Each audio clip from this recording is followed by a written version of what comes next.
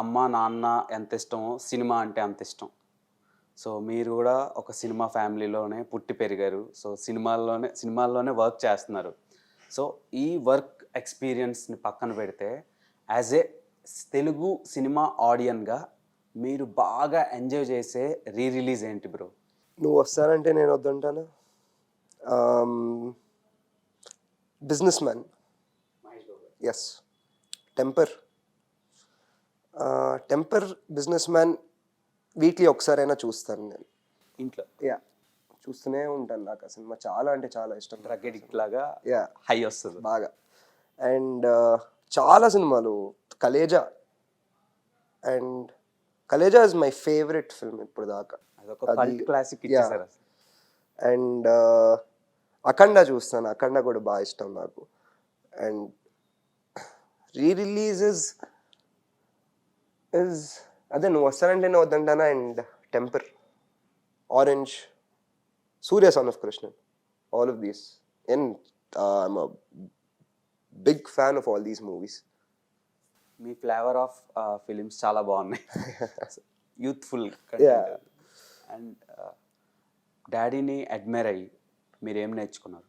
హంబుల్గా ఉండడం అండ్ ఫిట్నెస్కి కూడా ఇంపార్టెన్స్ ఇవ్వడం, మనుషులకి రెస్పెక్ట్ ఇవ్వడం, మనుషులకి హెల్ప్ చేయడం, ఇవన్నీ ఆయన నేర్పినవే నాకు.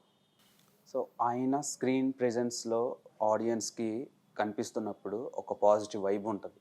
So apart from hero and main లీడ్స్ని పక్కన పెడితే ఎవరైతే ఫస్ట్ రోల్ కాకుండా డాడీ సపోర్టింగ్ రోల్ చేసే movies maximum black busters.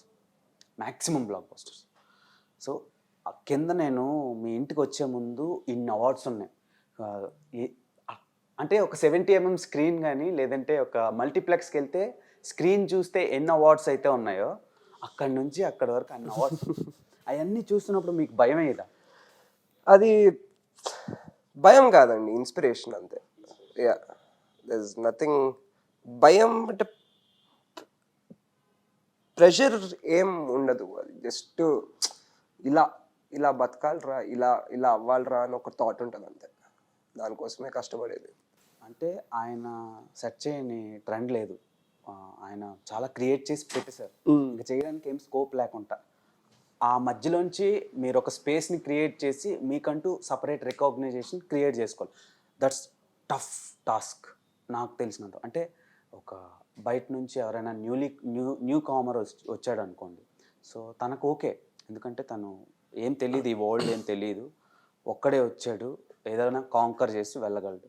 Already ఇంత పెద్ద రికార్డ్స్ని, ఇంత హిస్టరీని క్రియేట్ చేసి సెట్ చేసి పెట్టేశారు నాన్నగారు. సో అపార్ట్ ఫ్రమ్ దట్ అదంతటిని పక్కన పెట్టి మీకంటూ ఒక స్పేస్ని క్రియేట్ చేసుకోవాలి. చాలా కష్టం అది. మీరు అది ఎలా తీసుకుంటారు? హెల్దీగానే తీసుకోవాలండి అంతే. మన పని మనం చేసుకుంటే వెళ్ళాలంతే. అది నాకు చాలా గుడ్ విల్ ఇచ్చారు డాడీ. ఎక్కడికి వెళ్ళినా రెస్పెక్ట్ వస్తుంది, ట్రీట్మెంట్ బాగుంటుంది. అండ్ సో అదంతా పాజిటివ్గా తీసుకొని మంచి సినిమాలు చేసుకుంటూ వెళ్తే అంతే. ఆబ్వియస్లీ డాడీ అంత రీచ్ అవ్వలేను, బట్ నాకంటూ ఒక పేరు కూడా వస్తుంది. అదే అంటే నేను ఇక్కడికి వచ్చినంత వరకు వైబ్ ఒకలా ఉంటుంది. కింద ఆయన షీల్డ్స్ కానీ, ఆయన అవార్డ్స్ కానీ, రివార్డ్స్ కానీ అన్నీ చూసిన తర్వాత మైండ్ పోయింది బ్రో, లిటరల్గా అవి చూసి.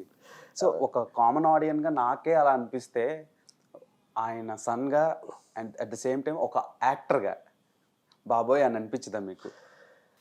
లేదండి, అలవాటు అయిపోయింది నాకు.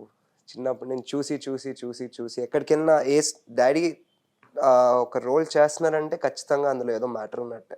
అండ్ ఇలా చిన్న రోల్స్ ఏం చేయరు. సో అది తెలుసు నాకు.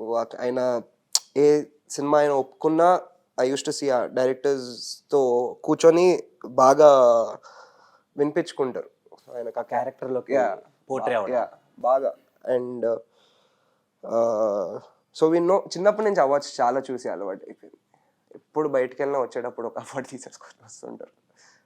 సో అది ఆయన టాలెంట్ అంతే. So Hit TV presents like, share, comment.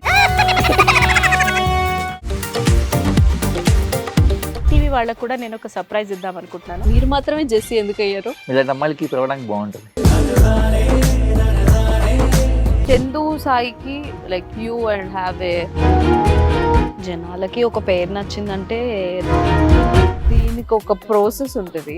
ఎందుకు ప్రాసెస్ డైరెక్ట్కి వెళ్ళిపోదాం. ఏదైనా ఒకటి మర్చిపోయినావా నువ్వు? ఏం మర్చిపోయావు? ఏదో ఆ టైంకి మన సుడి బాగుంటే ఎవరన్నా చూపింటే రాయగలం కానీ డోర్ టు డోర్ సేల్స్ చేసేవాళ్ళు. శారీ వస్తుంది, శారీలో వెనకాల కట్టుకుని